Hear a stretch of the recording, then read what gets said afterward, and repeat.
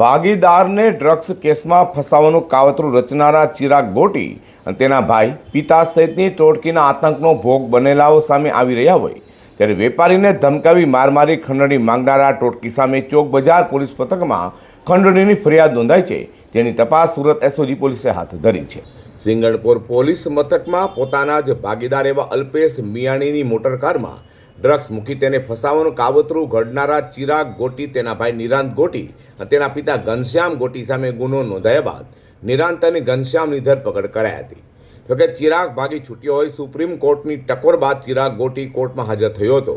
ત્યારબાદ તેના આતંકનો ભોગ બનેલા જિગ્નેશ વ્યાસ સહિતનાઓ મેદાને આવ્યા હતા અને પોતાના પર આચરાયેલા બર્બરતાના વિડીયો સહિત વાયરલ કરતા પોલીસ હરકતમાં આવી હતી। પોતાના કર્મચારીઓને પણ માર મારતા વિડીયો ચિરાગ ગોટીએ ઉતારી હોવાનું સામે આવ્યું છે। ત્યારે હાલમાં જિગ્નેશ વ્યાસને જમીનનો ધંધો કરવા દેવા માટે ધમકાવીને 50,000 રૂપિયાની ખંડણી પડાવ્યા બાદ 2 લાખ દર મહિને આપવા પડશે તેવી ધમકી આપી જિગ્નેશ વ્યાસને માર માર્યો હોવાનો પણ વિડીયો સામે આવ્યો હતો, જેને લઈને સુરત પોલીસ કમિશનર અનુપમસિંહ ગેહલોત દ્વારા થોડા સમયથી ચિરાગ ગોટીના આ આતંકના વિડીયો વાયરલ થઈ રહ્યા હોય તે અંગે સુરત એસઓજીના ડીસીપી રાજદીપસિંહ નકુમ સાહેબને તપાસ સોંપાઈ હતી। જેને લઈને એસઓજીના ડીસીપી રાજદીપસિંહ નકુમની ટીમ દ્વારા સતત તપાસ હાથ ધર્યા બાદ જિગ્નેશ વ્યાસ પાસે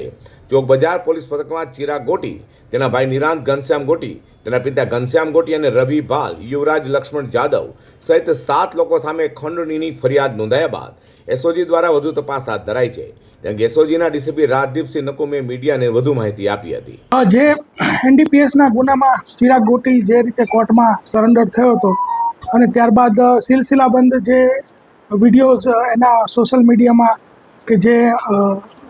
બીજા લોકોને ખરાબ રીતે માર મારતા હોય, ધમકી આપતો હોય, એવા વાયરલ થયેલા અને ત્યારબાદ એક જે ફરિયાદી છે જિગ્નેશ મગનભાઈ વ્યાસ કે જેઓને પણ એની બાજુમાં સોફા પર બેસાડી 2 લાફા મારતા હોય એવો વિડીયો જે વાયરલ થયેલો, તો એ ફરિયાદી અમારી સમક્ષ આવતા એ ફરિયાદીની જે ફરિયાદ જે છે ગઈકાલે દાખલ કરવામાં આવેલી છે। ફરિયાદની કન્ટેન્ટ એ મુજબ છે કે તારીખ 15/10/2021ના રોજ જ્યારે એની જિગ્નેશ પોતાની જે ઓફિસ છે ત્યાં હાજર હતો ત્યારે ત્યાં નીચેના ભાગમાં જે ચિરાગ ગોટી છે તથા રવિ ભાલ અને યુવરાજ જાદવ આ લોકો આવેલા અને એને કીધું કે ભાઈ તારા બાપના તો અમે પૂરો કરી નાખ્યો છે, હવે તારો વારો છે, તારે દર મહિને અમને 2 લાખ રૂપિયા ખંડણીના હપ્તાના આપવા પડશે એમ કરીને એને તાકધમકી કરીને એની પાસે જે પડેલા 10 લાખ રૂપિયા છે તે લઈ ગયેલા। અને ત્યારબાદ ચિરાગ ગોટીને એવું ખબર પડી કે આ ભાઈ જે જિગ્નેશ વ્યાસ છે એ પોલીસમાં ફરિયાદ કરવા જવાના છે, તો ત્યારબાદ ફરીથી તારીખ 24/10/2021ના રોજ એની ઓફિસની નીચેના ભાગમાંથી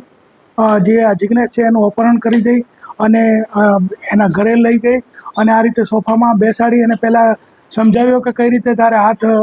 જોડીને રોવાનું છે અને સમજાવ્યા બાદ એની બાજુમાં બેસાડી અને 2 લાફા મારી દીધેલા। તો આના વિરુદ્ધમાં 386, 365, 342, 323 એટલે ખંડણી, અપહરણ અને મારામારીનો જે ગુનો છે એ દાખલ થયેલ છે। સુરતમાં છેલ્લા ઘણા સમયથી ચિરાગ ગોટી અને તેની ટોળકી દ્વારા મચાવેલ આતંકના વિડીયો લોકો તથા પોતાના જ કર્મચારીઓને આપેલી તાલિબાની સજાના વિડીયો વાયરલ થઈ રહ્યા હોય, જેને લઈને હવે પોલીસે ચિરાગ ગોટી ટોળકીની ગોટી ઢીલી કરવા મેદાને આવી ગઈ છે।